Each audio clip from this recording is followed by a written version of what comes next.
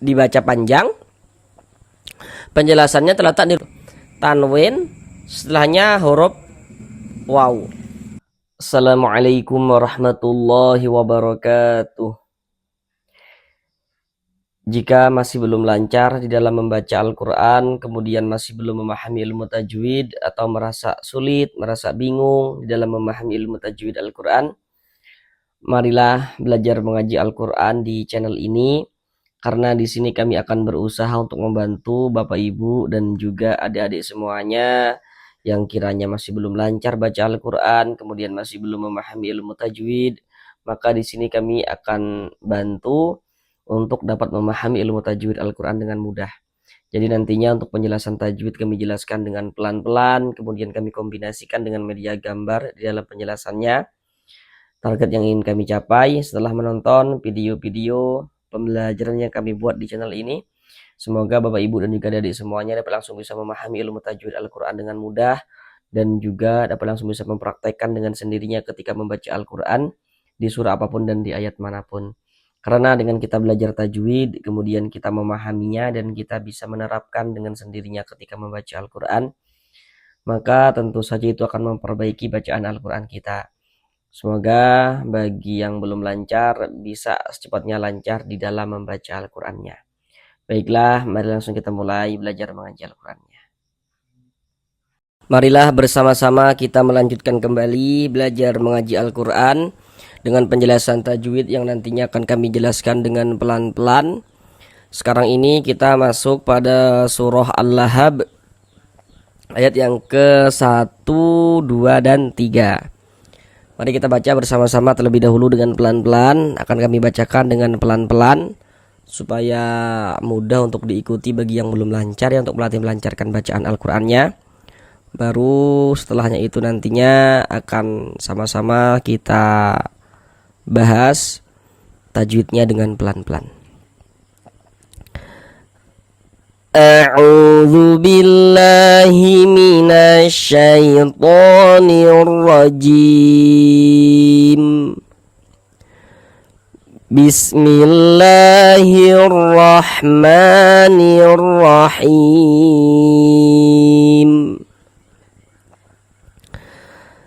Tabbat yada abi lahabi wa tab.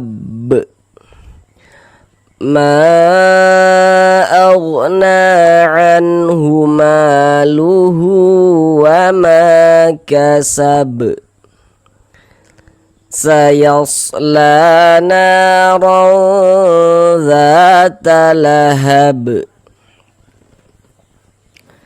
Sekarang mari bersama-sama kita membahas tajwidnya dengan pelan-pelan. Yang pertama di sini tabbat. Ketika mengucapkan huruf ta sukun itu seperti ini. Bat. Jadi ada nafas yang mengalir ketika kita mengucapkannya. Karena di antara sifat huruf ta itu dia memiliki sifat hams. Tabbat yada. Da dibaca panjang. Ini namanya adalah mad jaiz munfasil. Namun pada awalnya itu namanya mad tabi'i. Namun yang perlu untuk kita ketahui terlebih dahulu, kenapa kok da dibaca panjang? Tanda panjangnya da itu apa? Bagaimana cara kita mengetahui kalau ini dibaca panjang kayak gitu? Nah, sekarang kita lihat media gambar pada layar ya. Di situ kan ada tuh bacaannya tuh rumus mad tabi'i atau mad asli. Dan seperti yang kita lihat pada media gambar, mad tabi'i atau mad asli itu memiliki 3 huruf mad. Huruf mad jumlahnya ada 3. Apa saja huruf-huruf mad itu? Seperti rumus 1, rumus 2, rumus 3 yang warna-warna hitam itu. Huruf beserta harokatnya, huruf beserta tanda bacanya. Nah, itulah huruf-huruf mad. Fungsinya untuk apa? Untuk memanjangkan huruf. Nah, jadi nantinya itu di dalam Al-Quran untuk menunjukkan tanda panjang atau untuk memanjangkan huruf mad itu nantinya bisa ditulis dalam bentuk seperti rumus 1, rumus 2, rumus 3 yang warna-warna hitam itu. Yang maksudnya itu dia dari segi tulisan huruf madnya itu dia tampak. Huruf madnya itu dia kelihatan untuk menunjukkan tanda panjang pada mad tabi'i. Kemudian nantinya juga pada mad tabi'i untuk menunjukkan tanda panjang bisa juga huruf-huruf mad yang warna-warna hitam itu nantinya dia dari segi tulisan tidak tampak huruf madnya. Jadi huruf mad itu nanti hanya dikira-kirakan. Diberilah tanda-tanda panjang seperti rumus 1, rumus 2, rumus 3 yang warna hijau itu. Nah, sedangkan da dibaca panjang, penjelasannya terletak di rumus 3 yang warna hitam. Cara kita memahami huruf mad yang di rumus 3 warna hitam, di situ kan ada alif. Sebelum alif di situ ada harokat fathah, tuh ada tanda baca fathah yang baris miring tuh. Kemudian di bawah harokat fathah ada titik-titik. Nah, titik-titik di sana itu maksudnya nanti di situ letaknya huruf yang dibaca panjang yang memiliki harokat fathah itu tadi. Jadi kalau kita simpulkan dari awal, cara kita memahami huruf mad yang terletak di rumus 3 yang warna hitam itu, yakni apabila kita membaca Al-Quran itu bertemu dengan alif. Sebelum alif ada huruf yang memiliki harokat fathah, maka huruf yang memiliki harokat fathahnya itu kita baca panjang. Contoh nih di dalam bacaan, kita baca Al-Quran ini bertemu alif. Nah, ini alif nih. Sebelum alif, ini ada alif. Sebelum alif sebelah sininya ada ini nih, ada harokat fathah, ada tanda baca fathah ini, baris miring di atas nih ya. Maka huruf yang memiliki harokat fathah kan di sini huruf da nih. Maka huruf da dibaca panjang. Karena di sini ada alif, sebelum alif sebelah sini ada harokat fathah. Asalnya da dibaca panjang. Da dibaca panjang itu mad tabi'i sesuai dengan rumus 3 yang warna hitam itu. Kemudian mad tabi'i berubah menjadi mad jaiz munfasil karena mad tabi'inya itu bertemu dengan huruf hamzah nih. Mad tabi'i bertemu dengan huruf hamzah di dalam dua kata yang berbeda. Maka dia berubah menjadi mad jaiz munfasil. Panjangnya mad jaiz munfasil itu dibaca dengan panjang 4 sampai dengan 5 harokat. Namun ada juga yang membolehkan dibaca dengan panjang 2 harokat. Nah, jadi panjangnya 4 sampai dengan 5 harokat, namun boleh juga dibaca dengan panjang 2 harokat. Jadi nanti kalau dengar orang baca mad jaiz kok dipanjangkan 2 harokat nih, nah itu jangan disalahkan. Karena dia boleh juga dibaca dengan panjang 2 harokat. Tabbat yada abi, seperti itu. Kemudian nantinya bagi Bapak Ibu dan juga adik semuanya yang belum tahu, pasti nanti akan bertanya-tanya tuh. Kok ini huruf hamzah tadi ya? Apakah nggak salah sebut tadi gitu kan? Nah, jadi bagi yang belum tahu, kalau ada huruf alif tapi dia memiliki tanda baca. Ini huruf alif ada tanda bacanya. Ini nih huruf alif ada tanda bacanya. Nah, itu adalah huruf hamzah. Jadi huruf hamzah itu bisa juga dia ditulis dalam bentuk alif yang memiliki tanda baca seperti ini. Nah, kemudian bi dibaca panjang. Sekarang perhatikan huruf mad yang terletak di rumus 1 warna hitam. Di rumus 1 warna hitam kan di situ ada huruf ya sukun atau huruf ya mati. Sebelum ya sukun di situ ada harokat kasroh. Ada tanda baca kasroh tuh di rumus 1 warna hitam. Di atas harokat kasrohnya ada titik-titik. Nah, titik-titik di sana itu maksudnya nanti di situ letaknya huruf yang dibaca panjang yang memiliki harokat kasroh itu tadi. Jadi kalau kita simpulkan dari awal, cara kita memahami huruf mad yang terletak di rumus 1 yang warna hitam itu yakni apabila baca Al-Quran bertemu dengan huruf ya sukun. Sebelum ya sukun ada huruf yang memiliki harokat kasroh. Maka huruf yang memiliki harokat kasroh, huruf yang memiliki baris kasrohnya dibaca panjang. Contoh dalam bacaan, baca Al-Quran bertemu ya sukun, ada huruf ya, ada tanda sukun. Sebelum ya sukun sebelah sininya ada ini nih, ada harokat kasroh ini. Nah, maka ini huruf yang memiliki harokat kasrohnya dibaca panjang nih, sehingga bi dibaca panjang. Mad tabi'i panjang 2 harokat sesuai dengan rumus 1 yang warna hitam itu. Abilahabiu, seperti itu. Tanwin setelahnya huruf waw. Kita lihat media gambar di layar. Itu di bawah tanda panah yang warna biru, di situ ada kan bacaannya tuh. Nun sukun garis miring tanwin. Nah, ada kan bacaannya pada media gambar tuh. Dan seperti yang kita lihat pada media gambar, tanda baca tanwin itu memiliki 3 bentuk tanda baca. Nanti ada baris 2 miring letaknya di atas huruf namanya fathatain. Nanti ada baris 2 miring letaknya di bawah huruf namanya kasrotain. Kemudian yang satunya lagi itu namanya dhammatain. Jadi kalau kita baca Al-Quran itu, setiap bertemu dengan huruf nun sukun atau setiap bertemu dengan salah satu tanda baca tanwin, maka terjadi hukum tajwid di sana dengan memperhatikan huruf setelahnya. Nah, kecuali nanti kalau ada tanwin setelahnya ada hamzah wasol, baru nanti itu dia ada pembahasan tersendiri. Nah, sekarang kita baca Al-Quran nih, bertemu kita dengan salah satu tanda baca tanwin. Nah, kan tadi kami katakan di mana ada nun sukun atau di mana ada tanwin, terjadi hukum tajwid dengan memperhatikan huruf setelahnya. Di sini yang kita temui tanwin. Oh, di sini ada tanwin, berarti terjadi hukum tajwid dengan memperhatikan huruf setelahnya gitu. Tanwin, setelahnya di sini huruf waw. Nah, huruf waw ini yang perlu untuk kita ketahui. Huruf apa ini dia? Supaya kita itu bisa menentukan hukum tajwidnya gitu. Seperti yang kita lihat, huruf waw itu termasuk salah satu huruf idgham bi gunnah. Agar kita dapat menguasai dan mengetahui hukumnya idgham bi gunnah di surah apapun dan di ayat manapun, hafal huruf yang 4 itu. Kalau kita hafal huruf yang 4 itu, kita bakalan tahu tentang hukumnya idgham bi gunnah di surah apapun dan di ayat manapun. Jadi apabila kita baca Al-Quran bertemu nun sukun atau tanwin, setelah nun sukun atau setelah tanwin bertemu dengan salah satu daripada 4 huruf yang di samping itu, maka hukumnya idgham bi gunnah. Kayak gini nih, tanwin nya huruf waw, huruf idgham bi gunnah, maka hukumnya adalah idgham bi gunnah. Cara membacanya itu, bunyi tanwin atau bunyi nun sukunnya itu dimasukkan atau diidghamkan ke dalam huruf idgham bi gunnahnya, kemudian disertai dengan gunnah, didengungkan dia. Sehingga ini kita baca lahabiu, jangan dibaca lahabin watab, jangan. Kita baca lahabiu seperti itu. Kemudian di bagian biu, di bagian situnya tuh kita tahan sejenak suara kita gunnahkan, kira-kira sepanjang 2 harokat. Lahabiu watab. Nah, pertama di sini huruf ba, ini kalau misalkan kita berwakaf berhenti di huruf ba, maka huruf ba kita sukunkan, kita matikan. Sehingga kalau kita berwakaf atau berhenti di huruf ba, kita baca watab. Jangan dibaca watabba baru berwakaf baru berhenti gitu, jangan ya, salah. Kita baca watab. Huruf ba-nya kita sukunkan, kita matikan. Mengapa begitu?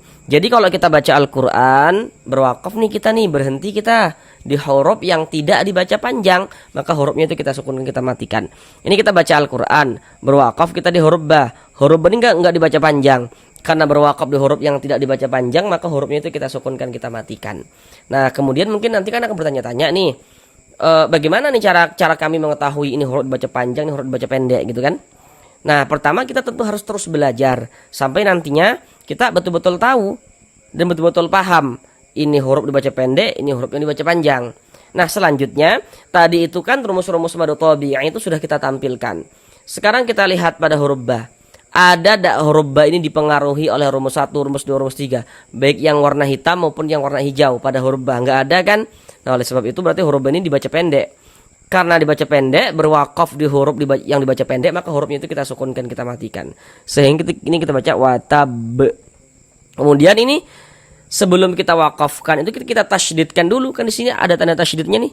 Jangan dibaca watab gitu, jangan, tapi ditasydidkan dulu watab. Nah, ini tasydidnya tetap ada nih, watab seperti itu. Nah, kemudian huruf ba ini kan dia kedudukannya itu menjadi sukun. Sukun sebab kita sukunkan, mati sebab kita matikan karena kita berwakaf tadi itu. Nah, oleh sebab itu huruf ba ini dia mantul. Kenapa kok dia mantul gitu kan? Kita lihat dia gambar di layar. Huruf qalqalah jumlahnya ada 5. Dihafal huruf-huruf yang 5 itu agar kita dapat mengetahui bacaan qalqalah. Jadi terjadinya qalqalah itu kalau huruf-huruf yang 5 itu dalam keadaan sukun. Baik itu sukunnya sukun asli atau sukun sebab kita sukunkan karena berwakaf. Nah, kayak huruf ba ini kan, sukun sebab kita sukun karena berwakaf, maka dia mantul kayak gitu. Watab, mantul gitu. Nah, dan ini dia masuknya itu kepada qalqalah kubro. Namun ada juga yang menamakannya dengan qalqalah akbar. Nah, jadi gini, kalau misalkan kita berwakaf, berhenti kita di huruf qalqalah, nah, maka itu dia menjadi qalqalah kubro. Ini kan kita berwakaf nih, berhenti kita di huruf qalqalah, nah, maka itu menjadi qalqalah kubro. Namun ada juga yang menamakannya ini dengan qalqalah akbar. Jadi qalqalah akbar itu terjadi kalau kita baca Al-Quran kemudian kita berwakaf, berhenti di huruf qalqalah. Nah, kalau kami katakan huruf qalqalah berarti hurufnya itu sukun kayak gitu loh. Berhenti di huruf qalqalah dan huruf qalqalahnya itu bertasydid. Nah, kayak gini nih. Ini kita berhenti di huruf qalqalah. Kemudian huruf qalqalahnya ini bertasydid. Nah, ada juga yang menamakannya dengan qalqalah akbar. Jadi kalau nanti dikatakan ini qalqalah kubro, ini betul juga, ini qalqalah akbar, ini betul juga kayak gitu. Watab. Kemudian di sini ada tanda wakaf, bentuknya itu qaf dengan lam yang bermakna al-waqfu aula. Jadi artinya itu wakaf lebih utama. Jadi kalau menemukan tanda wakaf seperti ini, yang lebih utama kita berwakaf dulu, berhenti dulu kita sebentar. Ambil napas baru lanjutkan lagi bacanya, itu lebih utama gitu. Kemudian di sini ma dibaca panjang. Ini juga sama namanya mad jaiz munfasil. Dari mad tabi'i dia berubah menjadi mad jaiz munfasil. Nah, yang perlu untuk kita ketahui dulu kenapa kok ma dibaca panjang. Nah, jadi untuk di sini media gambar tidak kami tampilkan lagi. Jadi, apa yang telah kita jelaskan dengan detail, maka tidak kami tampilkan lagi media gambarnya agar kita juga langsung belajar mengetahui, memahami tanpa bantuan media gambar agar langsung bisa seperti itu, langsung paham tajwidnya. Ini ma dibaca panjang sama, pada dasarnya sama. Kenapa kok da dibaca panjang? Sama lah kenapa kok ma dibaca panjang. Kalau di media gambar tadi itu di rumus 3 warna hitam penjelasannya. Bedanya kalau ini hurufnya dia tidak disambung, kalau ini hurufnya disambung. Nah, ini kalau baca Al-Qur'an ini bertemu alif. Sebelum alif sebelah sininya ada harokat fathah, tanda baca fathah, maka huruf yang memiliki harokat fathahnya dibaca panjang. Ini huruf alifnya nih yang disambung dengan huruf mim nih. Baca Al-Quran bertemu alif, sebelum alif sebelah sininya ada harokat fathah, ada tanda baca fathah, maka huruf yang memiliki harokat fathah dibaca panjang. Sebenarnya ma dibaca panjang. Ma dibaca panjang mad tabi'i. Mad tabi'i bertemu dengan huruf hamzah di lain kata dia berubah menjadi mad jaiz munfasil. Panjangnya berapa? 4 sampai dengan 5 harokat. Namun ada juga yang membolehkannya dibaca dengan panjang 2 harokat seperti itu. Jadi dia jaiz, boleh 2 harokat, 4 atau 6. Nah dibaca panjang. Sekarang perhatikan tanda panjang di rumus 3 yang warna hijau. Berarti tanda panjang rumus 3 warna hijau itu pada dasarnya adalah huruf mat yang di warna hitam itu. Nah, kenapa kok nah dibaca panjang? Jadi kalau baca Al-Quran bertemu huruf, di atas huruf tersebut ada tanda seperti ini, ada tanda harokat fathah bentuknya berdiri seperti ini, berbentuk alif kecil seperti ini. Nah ini menandakan huruf kalau di atasnya ada tanda seperti ini baca panjang, aslinya nah dibaca panjang. Mad tabi'i panjangnya 2 harokat sesuai dengan rumus 3. Aghna anhuma, ma dibaca panjang sama penjelasannya nih, ma dibaca panjang sama ma dibaca panjang. Karena di sini ada alif, sebelum alif di sini ada harokat fathah, ada tanda baca fathah, maka huruf yang memiliki harokat fathahnya dibaca panjang. Asalnya ma dibaca panjang. Mad tabi'i panjangnya 2 harokat. Kalau ini dia tetap menjadi mad tabi'i, tetap menjadi mad asli, karena tidak ada sesuatu yang menyebabkan terjadinya perubahan. Jadi tetap menjadi mad tabi'i dia. Maluhu, hu dibaca panjang. Nah, pertama, kalau kita baca Al-Quran itu bertemu dengan huruf, di atas huruf tersebut ada tanda baca dhammah tapi bentuknya terbalik seperti ini. Nah ini menandakan ya, huruf itu kalau di atasnya ada tanda seperti ini baca panjang, artinya hu dibaca panjang. Ini namanya, tapi hu ini namanya adalah mad silah qasirah atau mad silah sugro. Karena huruf ha ini adalah huruf ha dhamir nih, yang diapit oleh 2 huruf yang berharokat, diapit oleh 2 huruf yang hidup. Jadi ini ada huruf ha dhamir, kemudian sebelah sininya nih hurufnya itu dia berharokat, bukan huruf sukun, atau sebelah sininya juga bukan huruf sukun, kemudian sebelah sininya dia juga bukan hamzah. Maka hu ini dibaca panjang, mad silah qasirah panjangnya dibaca dengan panjang 2 harokat. Akan tetapi mad silah itu berlaku tanda panjangnya kalau kita wasolkan, kalau kita wakafkan dia gugur tanda panjangnya. Misal nih kita berwakaf di huruf ha, maka kita baca maluh jadinya. Huruf ha ini dia nggak dibaca panjang, karena nggak dibaca panjang disukunkan, gugur tanda panjangnya. Hu ini gugur tanda panjangnya nih. Tapi kalau kita wasolkan baru berlaku tanda panjangnya, maluhu wama gitu ya. Nah, jadi kalau berwakaf gugur tanda panjangnya, mad silah itu kalau diwasolkan baru berlaku tanda panjangnya. Wama, ma dibaca panjang. Nah samalah nih ma dibaca panjang. Kenapa kok ma dibaca panjang? Karena di sini ada alif nih, ada alif nih. Sebelum alif sebelah sininya ada ini, ada harokat fathah, tanda baca fathahan ya. Maka huruf yang memiliki harokat fathahnya dibaca panjang. Di sini ma dibaca panjang. Mad tabi'i panjang 2 harokat. Kalau pada media gambar tadi itu di rumus 3 yang warna hitam penjelasannya. Wa ma kasab. Nah ini kalau kita berwakaf berhenti di huruf ba, kita baca kasab. Kasab. Huruf ba-nya disukunkan. Kenapa huruf ba disukunkan? Tadi sudah kita jelaskan. Kalau berwakaf atau berhenti di huruf yang tidak dibaca panjang, hurufnya kita sukunkan, kita matikan. Ini kita berwakaf di huruf ba nggak dibaca panjang, nih hurufnya kita sukunkan, kita matikan. Sehingga kita baca kasab seperti itu. Kemudian huruf ba ini kan kedudukannya menjadi sukun sebab kita sukunkan, maka dia mantul. Nah, karena tadi itu sudah kita bahas ya. Karena huruf qalqalah tadi kan jumlahnya ada 5 atau salah satunya huruf ba. Berarti dia mantul nih, kasab. Dan ini dia masuknya itu kepada qalqalah kubro. Jadi kalau baca Al-Quran berwakaf kita berhenti kita di huruf qalqalah, maka dia menjadi qalqalah kubro. Kasab. Kemudian di sini ada tanda waqaf, itu qaf dengan lam yang bermakna al-waqfu aula. Jadi sudah kita jelaskan di sini tadi ya. Kemudian saya la dibaca panjang. Nah, nih tanda panjangnya nih, harokat fathah berdiri yang berbentuk alif kecil seperti ini nih. Sinyal la dibaca panjang. Mad tabi'i panjangnya 2 harokat. Ya sholat. Nah dibaca panjang. Nah dibaca panjang sama penjelasannya. Kenapa kok ma ini dibaca panjang sama? Kenapa kok na dibaca panjang? Karena di sini ada alif yang disambung dengan huruf nun. Sebelum alif sebelah sininya ada harokat fathahan, tanda baca fathahan ya. Maka huruf yang memiliki harokat fathah dibaca panjang. Misalnya na dibaca panjang. Mad tabi'i panjangnya 2 harokat. Nah, huruf ro memiliki harokat fathatain, maka ini huruf ro kita baca tabkhim, kita baca tebal. Sehingga dengan mengangkat atau menaikkan pangkal lidah kita. Nah, dha tanwin setelahnya huruf dzal. Nah, tadi kan sudah kami katakan tuh di awal banget tadi tuh. Di mana ada nun sukun atau di mana ada tanwin terjadi hukum tajwid dengan memperhatikan huruf setelahnya. Nah, dikecualikan kalau misalkan tanwin setelahnya ada hamzah wasol. Sekarang kita baca Al-Qur'an nih, bertemulah kita lagi dengan tanwin. Nah, kan tadi kalau ada nun sukun atau tanwin. Oh, di sini ada tanwin lagi, berarti terjadi hukum tajwid lagi dengan memperhatikan huruf setelahnya. Tanwin misalnya huruf dzal. Nah, huruf dzal ini yang perlu untuk kita ketahui huruf apa supaya kita itu bisa menentukan hukum tajwidnya. Kita lihat huruf dzal itu termasuk salah satu huruf ikhfa hakiki. Huruf ikhfa hakiki jumlahnya ada 15. Supaya kita bisa menguasai hukum ikhfa hakiki dan dapat mengetahui hukum ikhfa hakiki di surah apapun dan di ayat manapun, ya dihafal huruf-huruf yang 15 itu.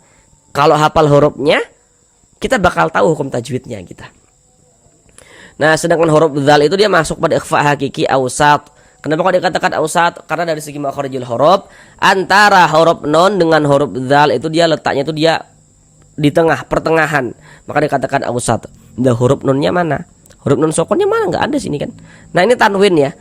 Tanda baca tanwin itu di ujungnya ada nun sukunnya tuh. Yang kelihatan, yang tampak kalau kita ucapkan. Kalau dari segi tulisan dia tidak ada, tapi kalau kita ucapkan dia tampak. Nih, ron, an, in, un, ban, bin, bun, tan, tin, tun, san, sin, sun. Nah, di ujungnya ada huruf nun sukunnya kan. Nah, ini ron. Nah, itu di ujungnya ada nun sukunnya. Nah, itu dari segi makharijul huruf antara huruf nun sukun dengan huruf dzal itu letaknya dia pertengahan.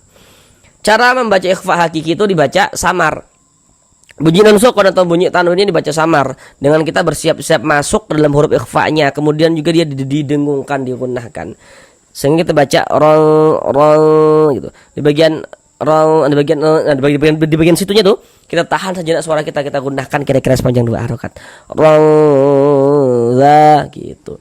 Ron jangan dibaca ron gitu. Za dibaca panjang. Pasti sudah tahu nih kenapa kok za dibaca panjang. Karena di sini ada alif.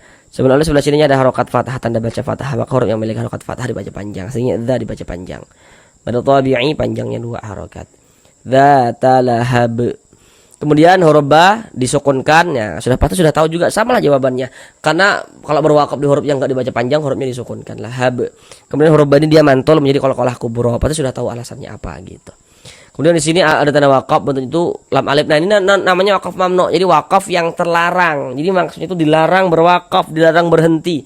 Loh, kok tadi kita berhenti gitu kan? Karena katanya dilarang nih gitu kan. Jadi kalau misalkan wakaf mamnu itu terletak di akhir ayat, kan di akhir ayat 3 daripada surah Al-Lahab kan, maka tidak apa-apa kita berwakaf. Tapi kalau misalkan wakaf mamnu ini terletak di tengah-tengah ayat, maka jangan berwakaf gitu. Nah, dia wakaf yang terlarang. Sekarang mari kita ulang bersama-sama sekali lagi dari awal. Tabbat yada abi lahabi wa tab. Ma aghna anhu maluhu wa ma kasab. Sayasla naran dzata lahab. Sampai di sini belajar mengaji Al-Qur'annya. Sampai bertemu di pembelajaran yang selanjutnya. Assalamualaikum warahmatullahi wabarakatuh.